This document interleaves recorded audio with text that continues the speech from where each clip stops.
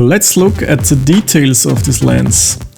It's quite long with the lens hood on, it has 24 centimeters. Saying that, the weight is actually lighter than the Sony f4, it has only 705 grams. The front element has a filter size of 67mm where you can screw filters on. The front does not rotate. The lens construction is a metal barrel covered with high quality plastics. And it has 16 elements in 13 groups. This Canon has two switches on the side for AF and the focus distance.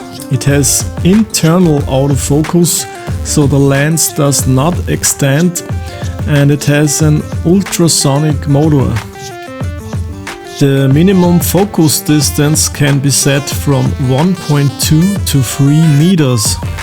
The focal and focus rings are very smooth to turn, and the complete construction of this lens is just rock solid. To be able to use this Canon on the Sony a7 II, you need an adapter. I have tested 3 affordable autofocus adapters with this lens: the Viltrox, the Fotga and the Commlite. In terms of autofocus speed, the Viltrox is probably a bit faster than the other 2 adapters, but unfortunately you can get light leaks from time to time in the edges of your picture, starting from f4. My guess is that these light leaks come from the shiny parts in the adapter, which are not rifled. The other 2 adapters don't show these light leaks. This can probably be easy fixed with some rifled tape, but I'm using the Fotga adapter with the Canon Lens. The materials used in the Fotga adapter are not as solid as on the other 2 adapters, but it works great with the 70-200 and it holds the lens safe. The Commlite works also good with this Canon, but the performance was not as good and reliable as with the Fotga adapter. Now let's see the lens in action, but keep in mind that this test has been made with window light only. The performance outside in bright light is even better.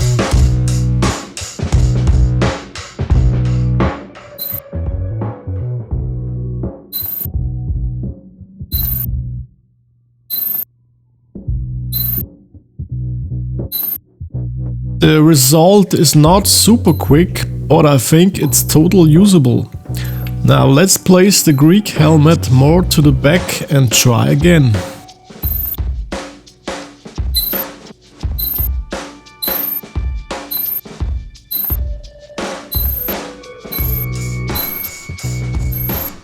You see, that was much quicker.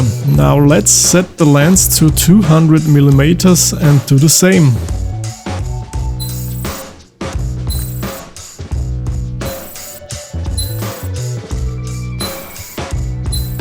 So with 200mm it is a bit slower, but still usable in this low light situation. Now let's see how good is the image quality of this lens on the Sony a7 II.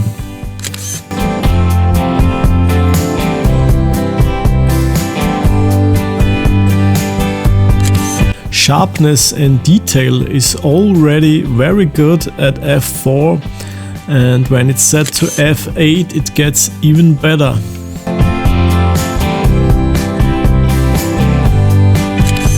This Canon is not a fast 2.8 lens, but as you can see on my image samples, with f4 even on a cloudy winter day you get excellent image quality and beautiful rendering. Chromatic aberrations are very small to none and can be easy fixed in Lightroom. On my first shots I didn't notice any bad vignetting or distortion. The bokeh this telezoom lens produces is just beautiful, although it's only f4.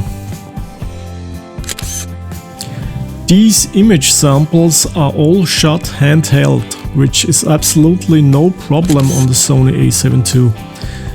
This Canon lens has no stabilization inside, but thanks to the great 5-axis in-body stabilization of the Sony A7 II, the lens gets full stabilization.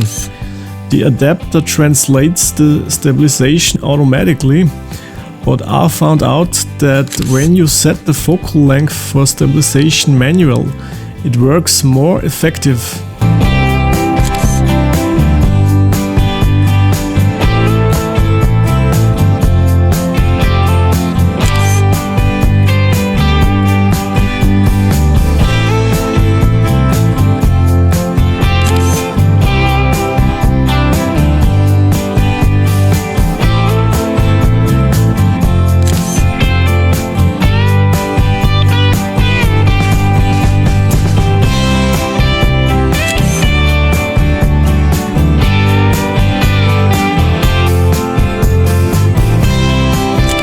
Although the A7 II with an adapted lens is not a sports camera at all, you can use it for moving object. This bird was shot with a shutter speed of 1/1000 of a second using the continuous autofocus of the A7 II.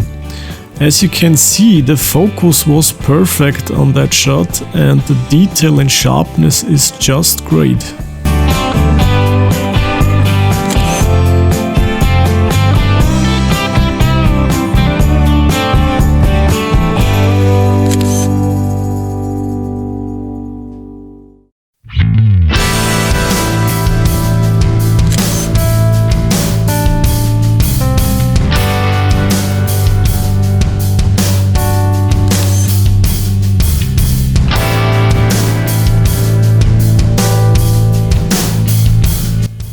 This Canon lens has amazing value for money.